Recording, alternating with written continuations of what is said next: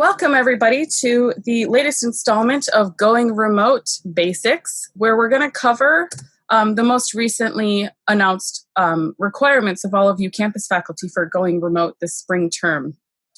So, with that, I have the email pulled up here that I hope you guys have all seen by now. It's in your inbox waiting for you if you haven't. Basically, they have updated the requirements from just posting your syllabus and communication plan on D2L to really utilizing the tool a bit more deeply in order to conduct your class. And so you'll want to read over this for yourself later, but suffice to say, what we're going to cover today is a pretty general overview of D2L Brightspace specific to what you guys are going to need. And then I'm going to direct you to some more workshops coming up because we have a lot of resources for you guys available. And that's kind of, I can't really tell you guys that enough. We have a lot of support headed your way and a lot of support that's already available to you. So with that, I'm going to go into D2L Brightspace. And actually, you know what? I'm going to go one step back. How do you get to D2L Brightspace? If you have never used it before, you're going to go through My PCC. And so you'll just go to the PCC homepage. You'll come up here, My PCC. You'll log in. You'll head over to the Faculty tab, or it's actually on this homepage as well. It's in the Quick Links D2L Brightspace Login. And it's also in the Faculty tab, D2L Login. And that's a good moment for me to clarify. When you hear D2L or Brightspace, it means the same thing. You can think of it like Microsoft Word. D2L is the company, Brightspace is the tool. You will click on the login, and it will actually bring you to this home page. And you'll see up top a couple of things here. My Media is actually a place where you can store videos if you are going to choose to make videos. And then these other tools, I would say we can circle back to those after the first 3 weeks of spring. But they are tools available to you. One of them here is the instructor resources, which does have some access to our documentation and some like basic D2L tutorial stuff. Over here, you'll see you can link to your Google Apps account if you'd like. But for now, I'm going to go past some of these messages. And I'm going to show you how to get into your course. So when you first enter the D2L Brightspace homepage, you'll be on the All tab. And now my All tab has a lot more than anybody else's because I'm an admin. But for you faculty, this is where it'll show like all of your current and previous courses that were in here. And you might not have known this before, but you will probably see class shells from previous terms. Even if you never used the tool, we made one for everybody, even prior to this situation. So the clearest path to your 2020 spring course shell is going to be over here in the 2020 spring tab. If you click on that, it'll pull up just this coming term. And so again, I have more here and I have different courses than you'll have, but this is where you're going to be able to see your courses for spring. Another place that you can navigate to your course is actually up here, but this view is going to show you all of your courses. So just be aware that you might have to scroll a little bit to find your current one. And what I want to show you guys is what most of you will likely see once you open up your course. And by the way, to open up your course, you're just going to click on the title from this area. You'll click right on the title and it will open up. But this is not what I want to look at. I want to show you the template. So once you open it up, you will be on the course homepage. And so this place is a really important place to keep in mind that your students will also see first once they get into the course. So this is a really good place to put any kind of welcome message. This could also be a really good place for you to post basic communication expectations front and center. But there's another place that you can put that as well, and I'll show you that in a moment. You should put some kind of message on your homepage, just telling them they're in the right place, that you are there, you exist, right? Establishing some kind of presence with them. The biggest change that most of you will have to endure is like losing that built-in action time. And so you'll probably hear more about this in coming weeks. Establishing presence with your students is going to really go a long way in facilitating your course remotely. And so to make a message on the homepage, you have this activity feed widget already installed for you. You're going to go to create a post, and you are just going to type in your message. And you'll notice it's a pretty small toolbar, but there are smiley faces and emojis.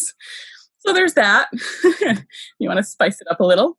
And you can allow comments, which is a really helpful distinction. So for those of you that have used D2L Brightspace before, and maybe you're more familiar with the announcements tool, the main difference between activity feed and announcements is that your announcements don't allow for them to comment right on the announcement.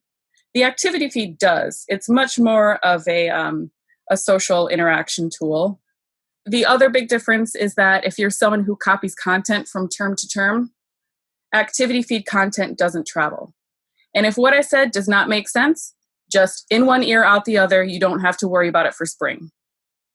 So here we are back in our message area. We have a message for our students on the home page.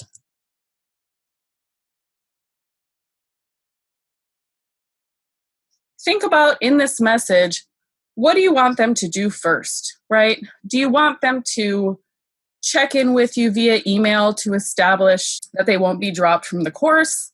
Those requirements, I understand, are still being kind of sussed out by the division deans and the department heads.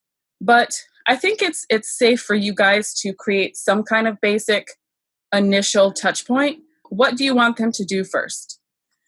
One recommendation that I might offer is that you have them check out the content area. And I'll show that to you in a moment. Inside of the content area, we have this really great space for them to look at some D2L tutorial videos. So back in my message, after I've said all I want to say, I can post it right now or I can schedule it for later. So if you plan on probably using multiple messages throughout the term just to kind of check in and provide updates, you can actually schedule those out ahead of time. Another feature, because you'll notice these go in chronological order. And so the oldest message, the first message you post, will be on the bottom unless you pin it to the top.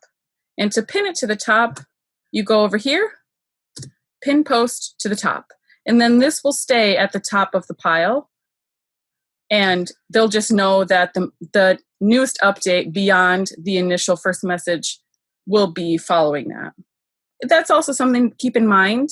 Multiple messages might start to add up here, and so they'll have to scroll down for information. So when it comes to like giving them course materials or actually posting your syllabus, we recommend going to content. And so the content area is really, I like to call it a roadmap for the students.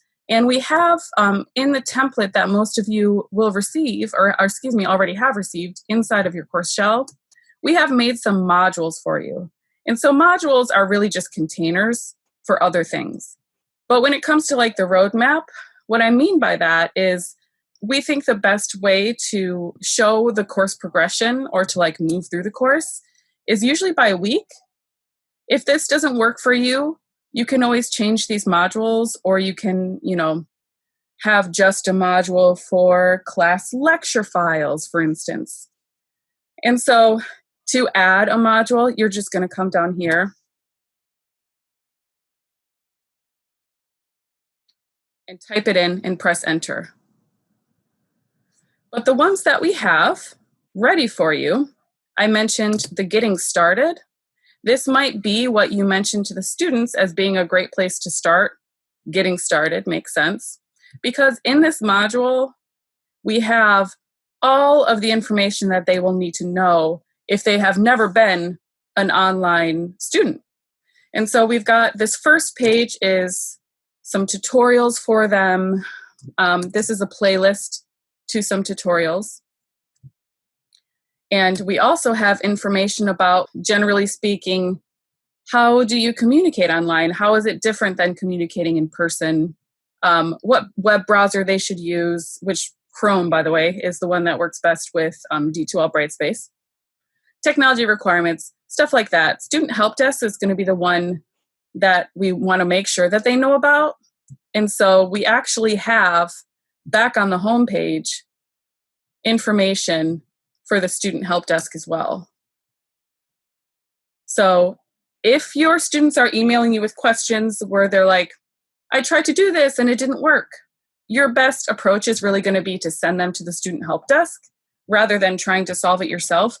Because the student help desk, not only will they like record the issue, and if it's like an ongoing issue that they need to talk to the instructor about, they will reach out, but also the student help desk is equipped to like recreate the issue and to be able to really hone in on what the problem is very quickly.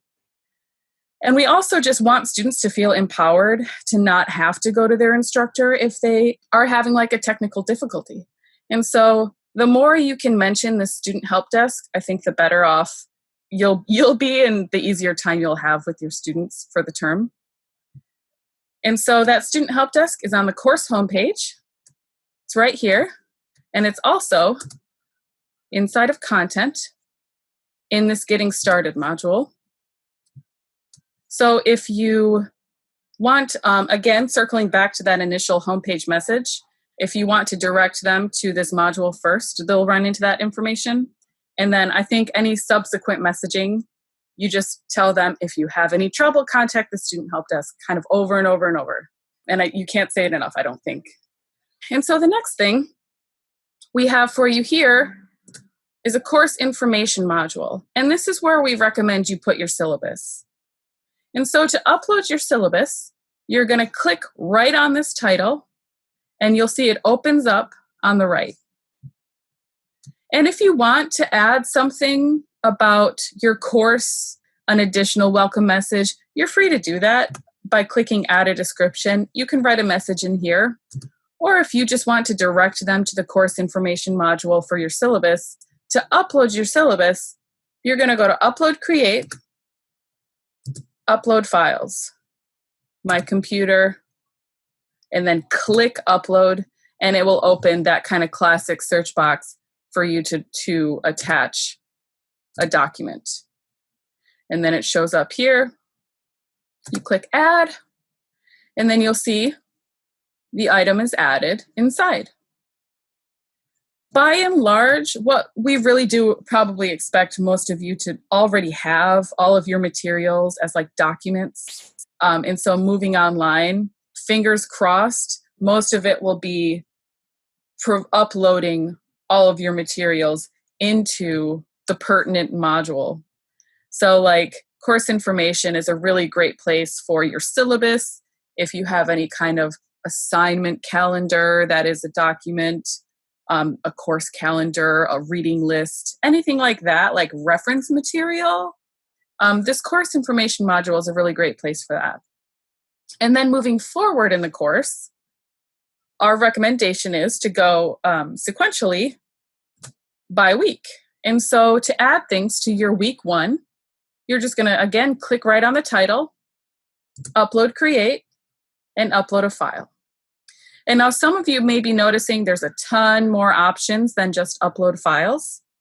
I would say for now, just to get started, to get your foot in the door with D2L Brightspace, upload any handouts that you have and just get started like with that workflow. So at least you can cross that off your list. Because for day one, I think the most important things are still going to be that you have your syllabus posted and that the students know what to expect as far as communication. Does anybody have any questions? Hi, this is Jane Loverin. If we had use of announcements before, are you saying that I have some online classes that keep using the announcements, but for other classes that are new to being online, we need to do activity feed? So you don't have to do activity feed. That one was just kind of our trying to simplify it for people that have never used D2L Brightspace. So if you log into your course shell for spring and you see activity feed, but you prefer the announcements tool, you can absolutely swap the two out. And what I would recommend doing is actually calling the Faculty Helpdesk when you're ready to do that, and we can talk you through how to change that homepage. Okay, thank you. You're welcome to use the announcements tool if you like that. Okay. And Lugarda brought up a really great point.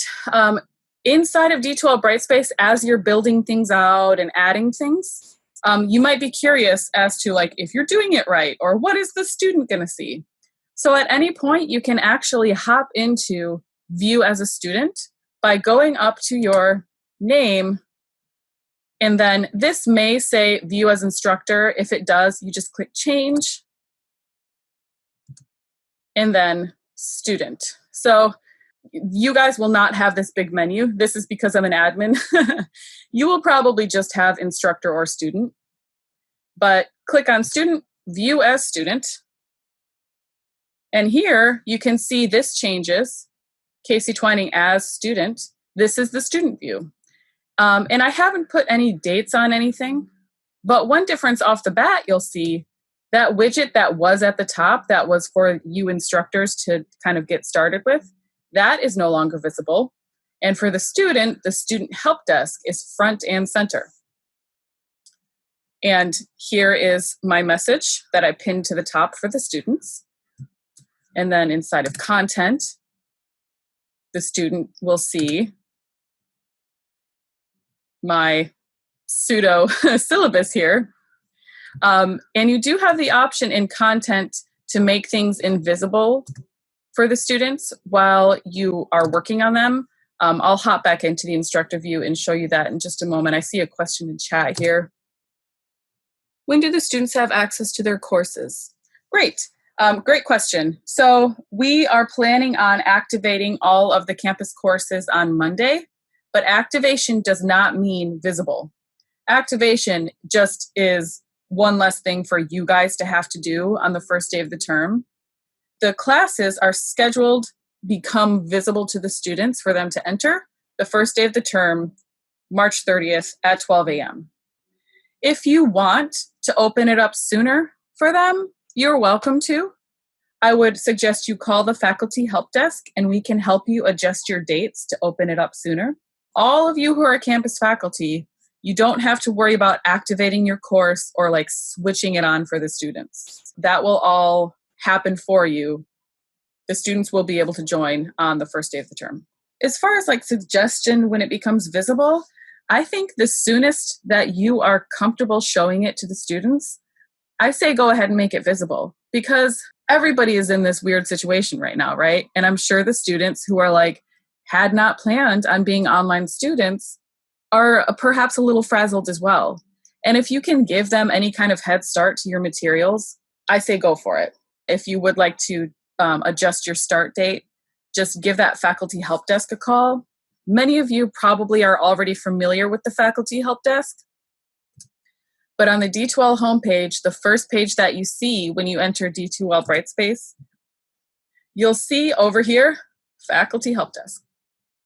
On the other side of that phone line are people like me, the ITS, so we can help you with whatever your question is, or we can definitely direct you to the right resource. And we have extended our hours for the time being. Probably, I'm betting this will go past the next couple weeks. And so we do have some weekend availability as well as some into the evening. And this is the number that you call. And if you happen to be working outside of these hours, you can call D2L Brightspace directly. They may not be able to help you with everything you need to do because some things that PCC does are like PCC specific. But if you have like a technical question, it's worth a shot. If they don't answer your question, it's the middle of the night and maybe you don't want to have to try to remember to call, you can always email DL help with your question. I'm going to talk about a kind of level 2 thing with D2L Brightspace. If you are brand new to Brightspace, I would just let this wash over you.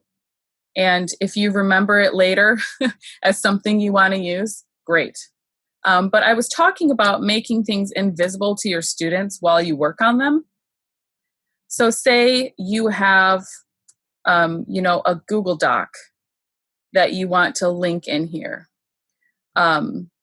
If you're a Google Doc user and you don't want to download the file from Google Doc and then re-upload it to D2L Brightspace, you can always add it as a link.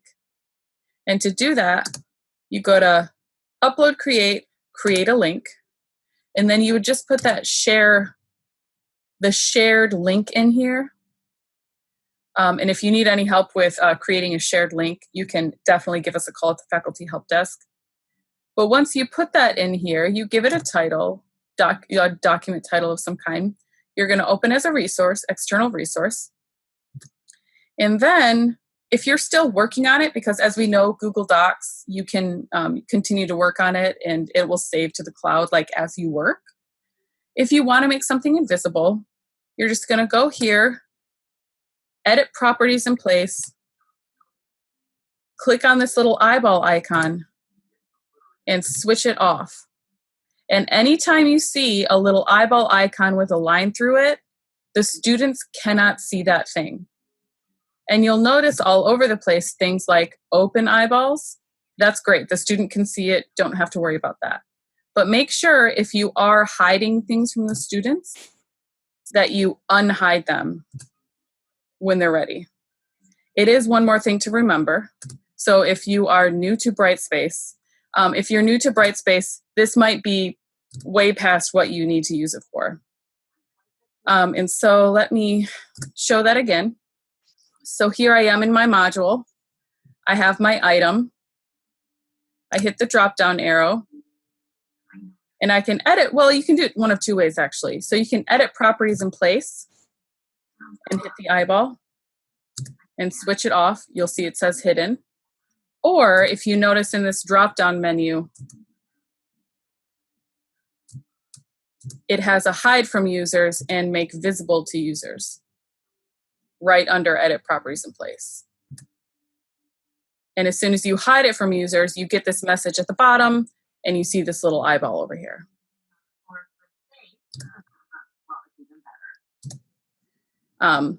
So I think that might just be background noise. If someone has a question, feel free to speak up.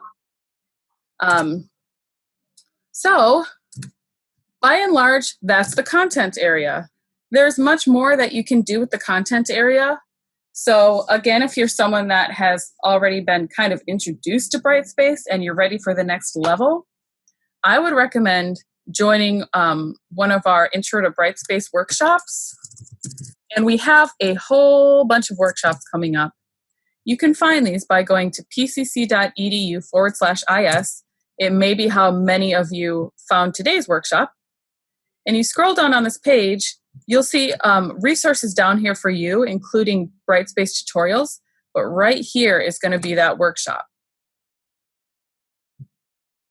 And then workshop schedule, if you scroll down, it has all of our upcoming workshops. And this is going to fill up even more than it already is. We're going to be adding a lot more offerings in the coming weeks. But we have, for instance, getting started with Brightspace. This is going to be a kind of next level up from what we talk about today.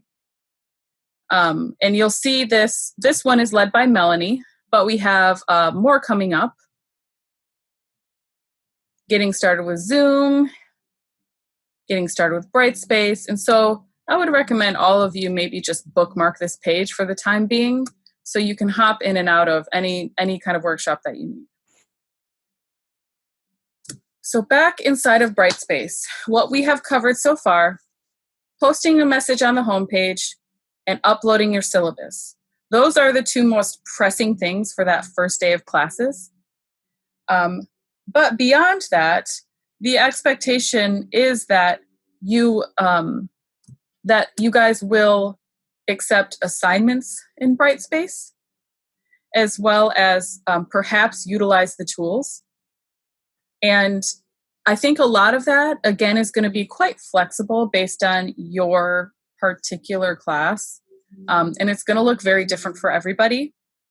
But I think accepting assignments online is actually one of the more easier functions of Brightspace and would be a good next move after you post your syllabus. And so I'm going to show you the assignments tool. You just click on assignments, you go to new assignment, and in here you give it a title, and then you're going to put your instructions in here. If you already have your instructions written out in a Word document of some kind, you can just add that as an attachment. Let me grab a phony thing here. Add, and then it shows up right at the bottom. And perhaps in the instructions you say, see attached or something like that, right? And then if you scroll down, so new to Brightspace users, that let this wash over you. People who are maybe interested in next level functionality of Brightspace, we do have group work tools available.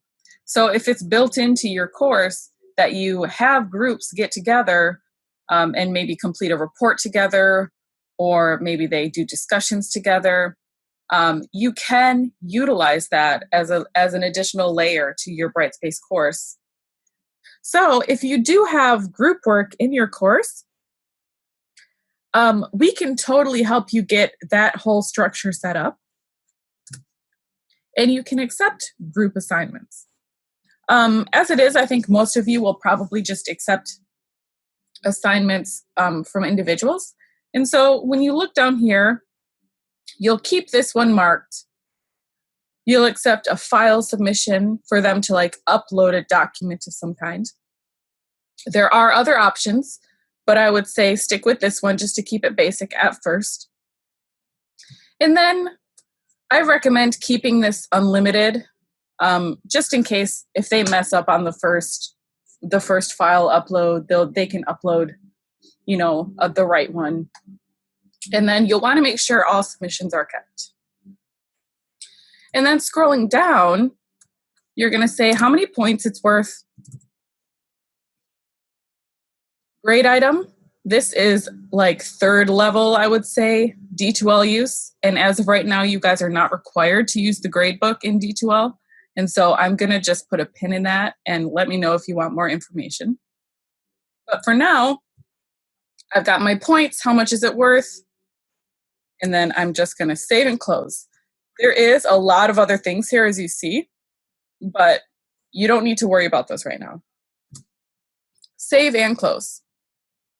And then after I save and close, my assignment shows up right in this list. And here's that eyeball we recognized from before. It's important to know that any new assignment or quiz that you create, they are automatically hidden until you unhide them.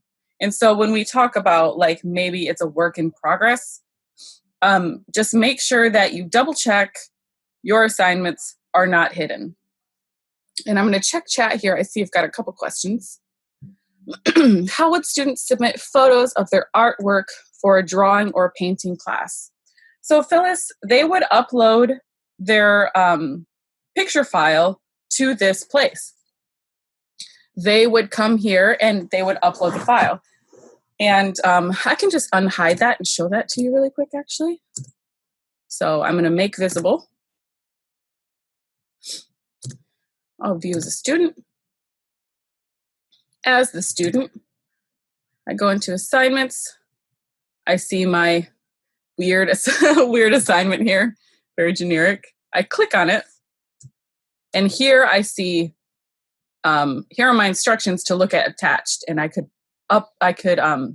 take a look at my instructions there. And then when I'm ready to submit, I would add a file and I would just pull it right off of my computer.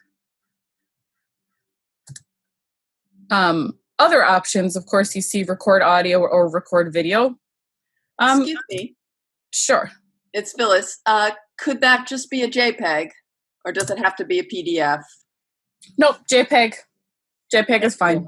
Perfect. Yeah. And I would recommend in your assignment instructions, if you do want them to upload a certain file type, that you mention that in your instructions.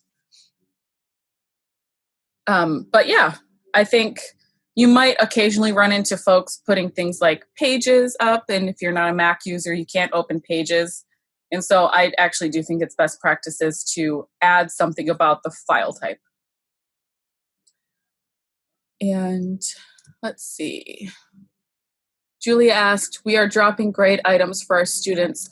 Julia, you're not dropping grading your students. You're just not required to use the D2L grades tool in order to do your grades. If you're someone that has, all of your stuff on an Excel spreadsheet, that's still fine. You'll still be responsible for reporting it to students. And I'm sure each of you will kind of develop your own way of doing that. But you don't have to use this grades tool. It is available if you'd like to use it, but you don't have to. And let's see, Antonia asked, I use LibreOffice Writer at home, not Word. What's the best way to make sure files will transfer properly? That's a great question. So file types sometimes can throw a wrench in the whole works, right? What we recommend, the most universal of file types to upload is, of course, a PDF. And so when you can, I would say upload your files as PDFs. The next best thing is going to be Word. And beyond that, you might get into trouble with students being able to open them. And as far as students submitting things, I think the same rule goes. PDF is going to be the most universal. Although PDF, depending on how you want to grade their things, PDFs you won't be able to edit, so you won't be able to write on the document. But that's something to keep in mind. But at least for the first day for you guys putting your things up, I would recommend PDF when possible. And Julia, does the record video actually work? Yes, it does. Yep, if you're a student and you hit that record video, I can show you the interface really quick here.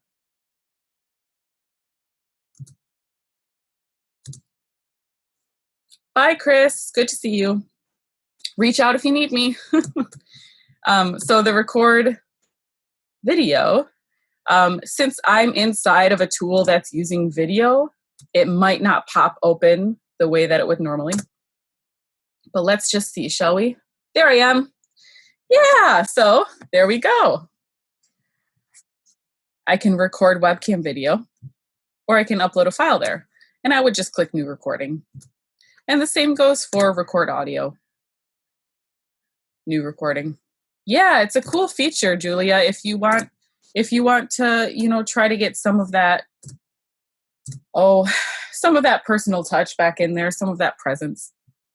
And so that's assignments.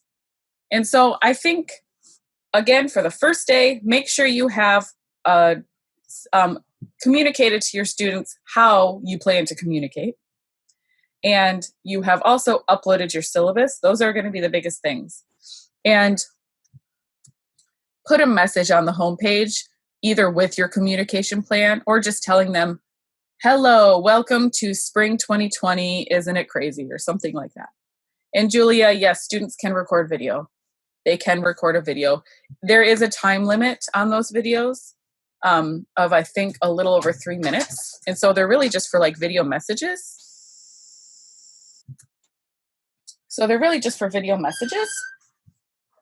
Pardon me, that frog in my throat is just hanging out. But yes, they can record videos. And then after you do those two things, you'll probably have some work that will have due dates soon. And so going into the assignments and creating a couple of assignments for them to submit, I think would be a great next step.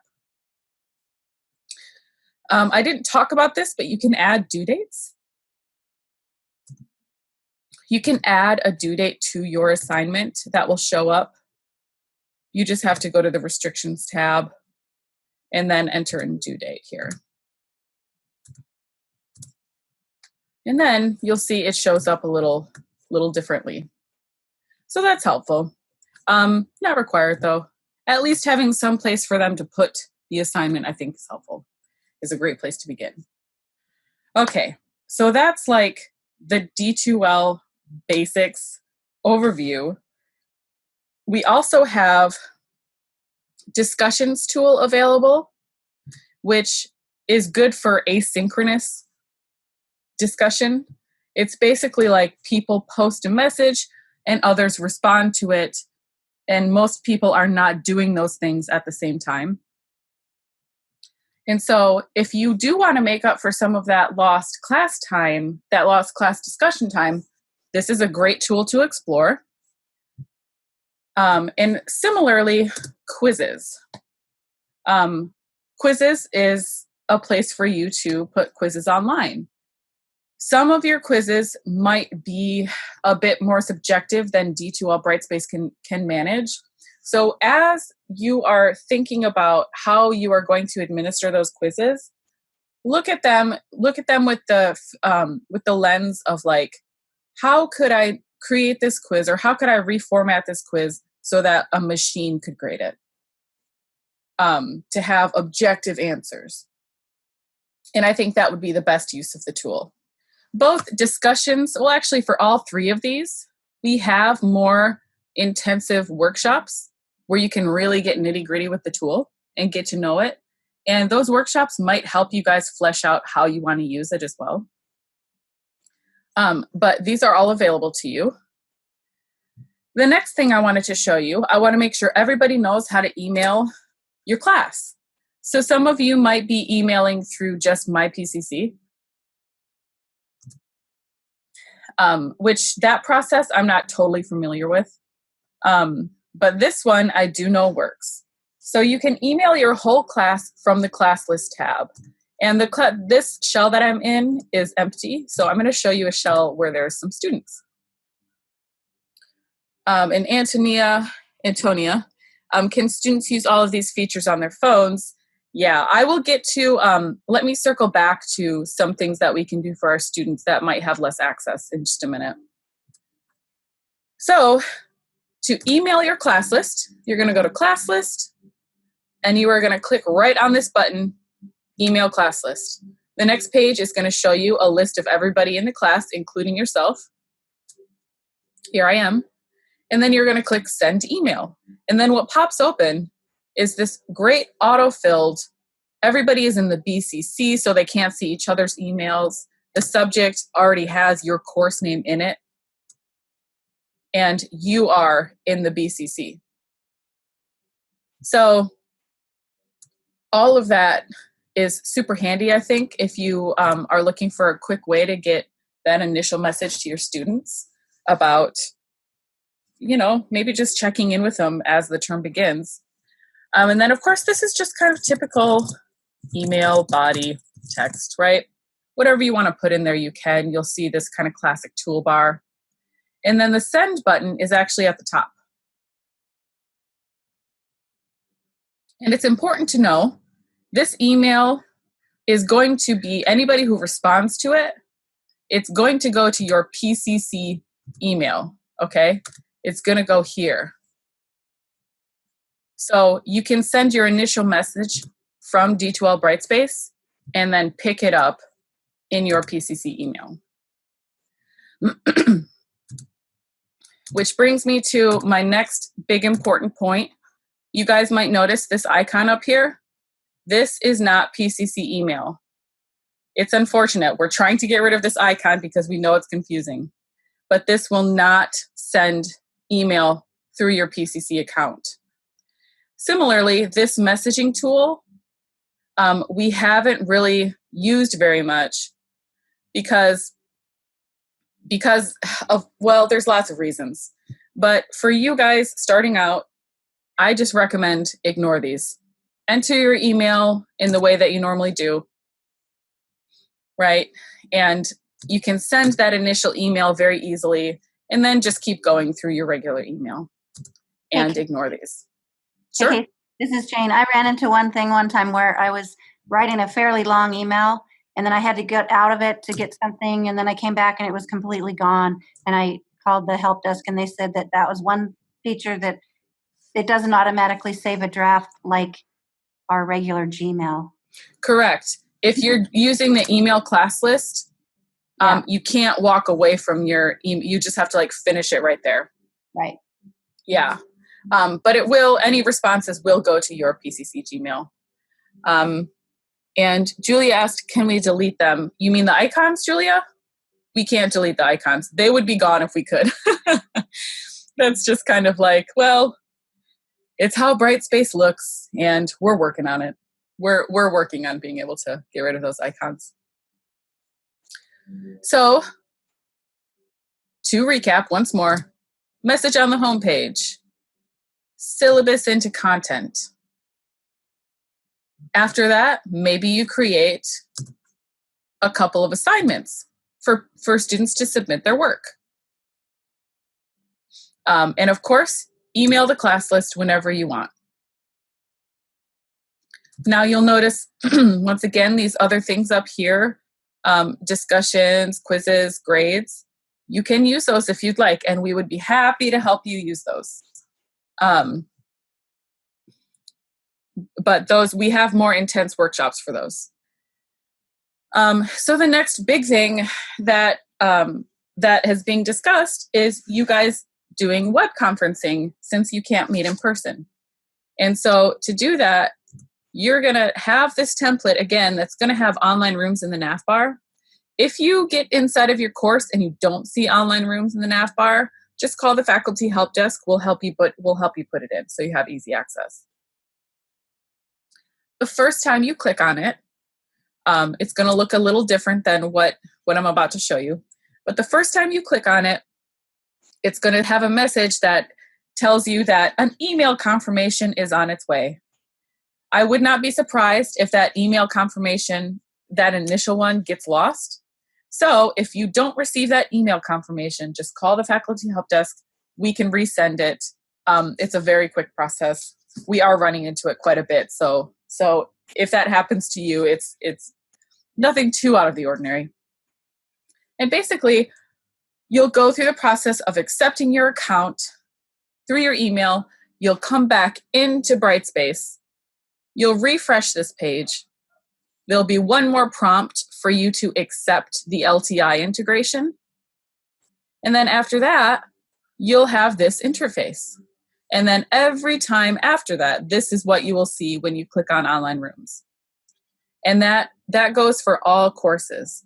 So if you activate your account inside of one course, it's activated in all of your courses. And so the next step after it's activated is to schedule your class synchronous meeting times. To do that, you're going to click on Schedule New Meeting, and right off the bat, you're going to want to give it a topic title that makes sense. Perhaps something like class hours, class discussion, class lecture, something like that. And if you are hoping to do a pretty much one-for-one, the same time that you would have met in person, perhaps you're just going to meet on Zoom. I would keep this pretty generic because when you scroll down, you can schedule these out for every day that you have class.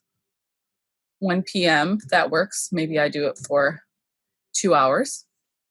And then this button, recurring meeting. You will click daily, change that to weekly. And so now you're going to schedule out each week in advance. And you'll see down here, you just pick when your class meets. Maybe it meets on Monday and Wednesday, not on Friday, so I'll deselect that. It meets Monday and Wednesday at 1 p.m. for 2 hours. And then you'll see here, when does it end? We're recommending everybody schedule everything for the entirety of the term, even if you don't need it for that long. And so I would just breeze right past all of the term, the very last day of the term, June 14th. And since I chose this, I don't have to worry about this because it's kind of either it ends with this or it ends after that. And so I recommend just choosing the calendar and choosing that end date. And then you scroll down, you'll see registration. We do not want to require registration. We want to have the fewest amount of barriers as possible. We have video For host and participant, you'll want to leave those off to begin with, and then the students can choose to turn them on if they'd like. But the last thing we want is for a student to be surprised that their video is on and they weren't prepared for that, right? And then after that, audio, give them both options. I'll talk about this in a moment. Students can actually join a class session just with their phone. Or if they join with video and have audio trouble, they can join with just audio over their phone. So you want to make sure that you keep both of these selected. And then down here, this is going to look a little different for you guys. You will not have this record meeting automatically option. That's unfortunately just an admin level. But you do have these others. And so I recommend everybody mute participants on entry. That way, if anybody joins late, you won't get any, freaky background noise that interrupts things. But the enable join before host is really up to you. It's if you want them to be in the room, to have the option to be like waiting in the room for you, you can enable join before host. But if you're someone that maybe wants to get set up and then have the students join you, I would say disable that. And so that's my meeting. That's all of it. I skipped over the description. Don't worry about filling the description in. It's not information that's going to be all that visible. And then I click save. And so I'm going to go back to online rooms because the next time I log in, this is what I will see. I will see all of my upcoming sessions. I see my topic. I see that it's the same meeting ID, which is helpful because it'll be the same link every week for students. And I also see this start button. So when the day comes and it's time for you to start your class, you're going to come into online rooms and click start, and it will launch the meeting. For the students, this says join. So by and large, all of our documentation tells students that they can access the Zoom online rooms that their teacher sets up one of two ways. They can come to online rooms, and for them, it'll say join. They can also go to the course calendar on the homepage. And since we scheduled all of those out, our calendar also shows all of these sessions.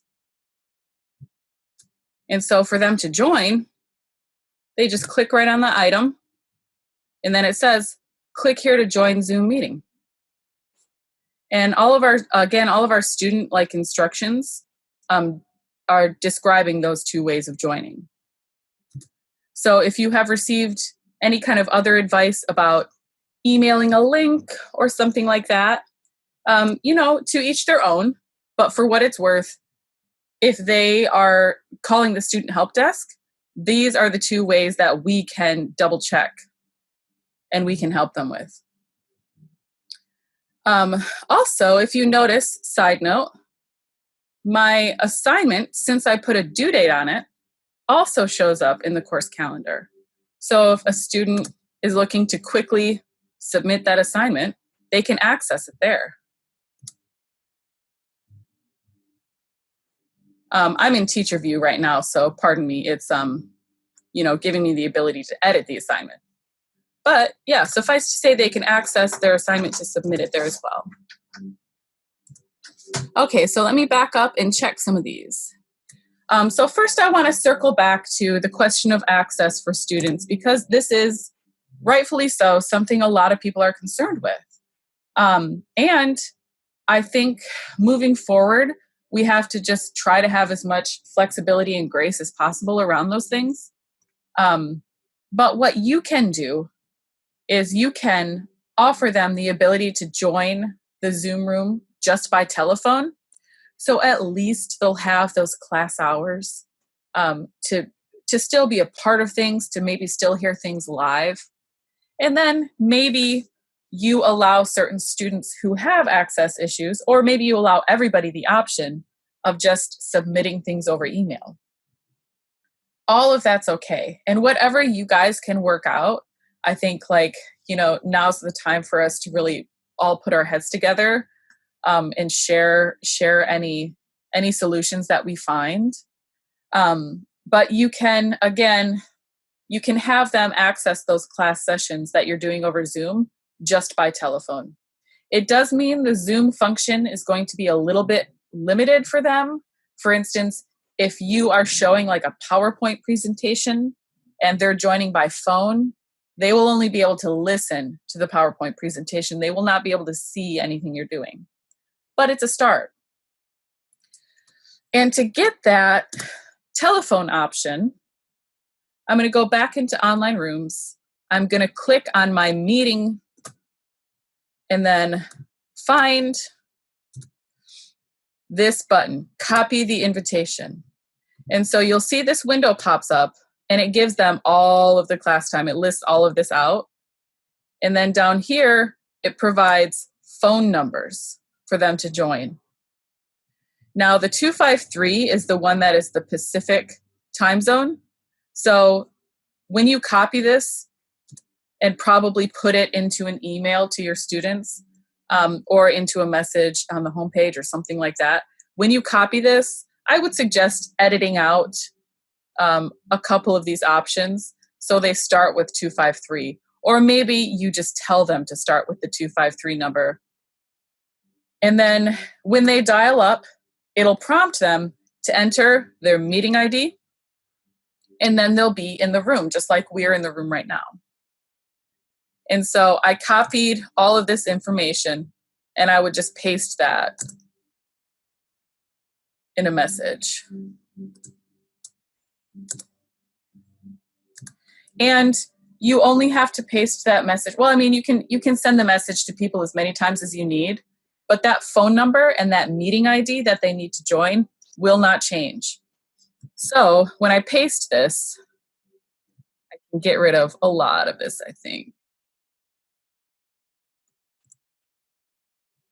Join by SIP, you don't have to worry about. Find your local number, just in case. And I would also maybe get rid of these, and I would put this one up top.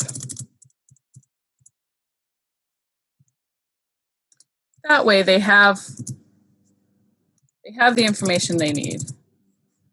Okay, and then they enter their meeting ID. The one tap mobile, you can get rid of that information just to shorten this message a little bit.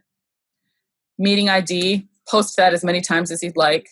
Join Zoom meeting, you can keep this here, but remember, all of the student documentation tells them to go to the calendar or to the online rooms button. So if you want to have this message be exclusively for people who are joining by telephone, I would even trim this down. And I would get rid of all of this information and just tell them, for those that need to join our Zoom through just telephone, here's the information. The spacing's weird on this, and it's bugging me, and I should just let it go. So there you go. And that's how you give them the telephone information. Let me check on chat. I see a couple things here. So the meeting ID is specific to just that meeting. So let me show you the interface again. Since I created that meeting as a recurring meeting, it's going to have the same meeting ID every time I hold that particular meeting. If you have other meetings, they will have a different meeting ID. Every time you schedule a new meeting, it generates a specific meeting ID for that meeting. So there will be no overlap unless it's, a copy and paste mistake if you give people the wrong meeting ID. And if you are using Zoom for another class, your other class is going to have its own scheduled meetings, right? So let's just show you. So say this is my other spring course. Let me minimize my videos here. here's my other spring course. And I'm like, well, I've got to schedule my classes for here as well.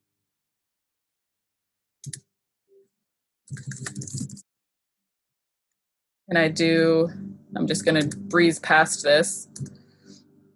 I do weekly. Sure. Every week on Friday. Sure. That all works. And so now in this class, here is my meeting ID for that. The test is the one I just made. Pardon me, you'll see other stuff here. Actually, this is a great thing to point out. Your Zoom online rooms, it's the same account for all of your courses. And so anytime you're inside of online rooms, inside of any course shell, you'll see all of your meetings. If you want to just focus on this course, you can show my course meetings only. Oh man, that didn't really narrow it down, did it? It's still showing the other ones. Well, so much for that.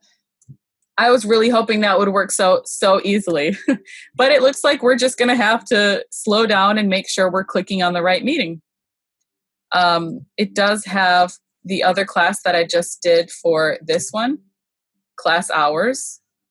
So, you know, it might be worth it for you guys inside of the topic title to add, you know, writing 121 or something like that.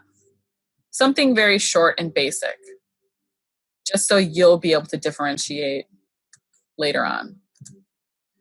So let's see. Backing up, Antonia asked about open office hours. You can totally do open office hours by scheduling a recurring meeting. Absolutely, the same way that you would the same way that you would schedule out your class lecture time. Set it up for recurring whenever your office hours are, and then it will have a unique ID. Make sure that you label that topic something that makes sense. Obviously, you know, writing 121 or other office hours. And Julia asked about announcements to email accounts. No. Unfortunately, unless you direct the students to update their notifications, which you can do. If you are, if that's part of your communication plan, is to make sure that they are getting everything inside of Brightspace that you are posting, you can direct them, maybe in your initial email, to come up and turn on all of their notifications. To do that, they'll just come up to their name, click on notifications. Same for you guys. If you want to change any of your notifications, you'll do it this way. And then when you scroll down, you can just check everything. And if they add their number to D2L Brightspace, they can also receive SMS texts if there's like a due date coming or if a class is about to start. But I would say a reasonable expectation, if you want to, would be for them to just get all of their email, turn on all of their email notifications. Some of these things you might not use, but just to keep it simple, you could tell them, please go in and turn on all of your email notifications. And then whenever you post something, they will receive an email. I will say though, there's no way to enforce them turning on their notifications. So when in doubt, just double up anything you need to send them. Or maybe you send them an email twice weekly telling them, be sure you're checking in with the D2L Brightspace. I just posted an assignment or something like that. And so Julia was asking about Zoom.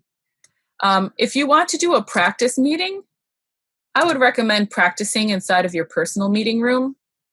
So everybody will have this tab and you'll just come down and you'll start meeting. And then you'll be inside of Zoom as the host. You can practice sharing your screen. You can practice, checking on the chat, looking at the manage participants box. I think this is a great practice space for you that you will not be interrupted in. And should you record the session? So this is a great question. If you would like to record the sessions, it's not a bad idea, especially when we're thinking about these students viewing things later. Thought that might pop up at some point. When we think about students viewing these things later offline, recording might be helpful, although they don't really have the option to download them. We're working on that right now.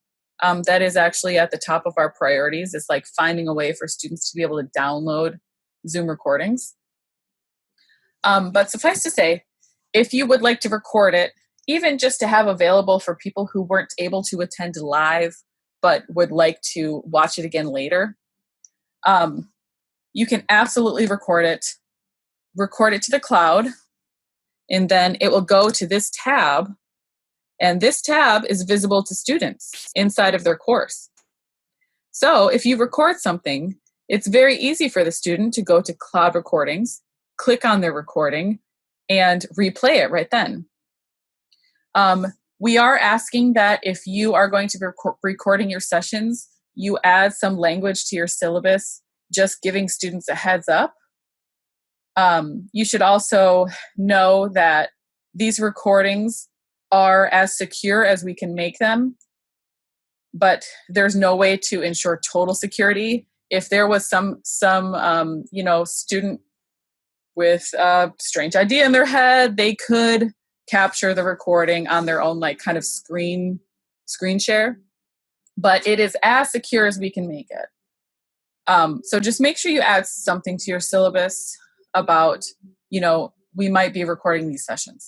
And also at the beginning of the session, maybe giving people a heads up that you're going to start the recording soon, so that way they can make sure if their video is on, they can turn their video off if they choose, or they can make sure that their audio is off, something like that, I think is just a small kindness. So let's see. Zoom account for classes and one for just individuals. Doree, that's a great question. I think we're working on a different protocol for the advisors specifically with using Zoom. So stay tuned for that. I know Andy Freed has been hard at work working with our Zoom guy to kind of develop a specific structure for advising. And so I'm fairly certain that you will actually have a separate Zoom branch for your advising. For your teaching, it will be inside of D2L Brightspace. And Julia was asking about the enable notifications. It's up here. You go to your name and then notifications. And then you scroll down and you're just going to select every box and then save. And posting the recording, it will post for you. So I think you're better off directing the students to the Cloud Recordings tab rather than getting them used to finding it somewhere else, because this will be the most consistent.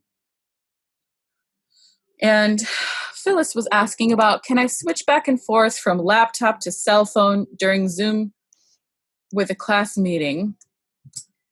Record demos via Zoom was to use the cell phone as a participant, the desktop as a host. That's very interesting, Phyllis. I'm not sure I follow. Use the cell phone as a participant and the desktop as a host. It's going to give you feedback.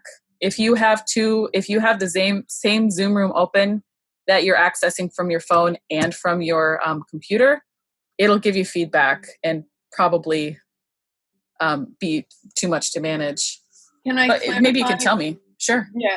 I got this on a Facebook post for online art teaching, and someone was using the cell phone with their personal email and Zoom, and was using their laptop as their host and their school email, and they were able to switch back and forth between being a participant and a host, and they were able to quickly demonstrate things using the cell phone camera, which was a lot easier than using the laptop. I gotcha. Well, it depends on what you have to demonstrate. Perhaps with yours, if you're showing them something that you physically need to stand up and show them, yes, the phone may be a good option.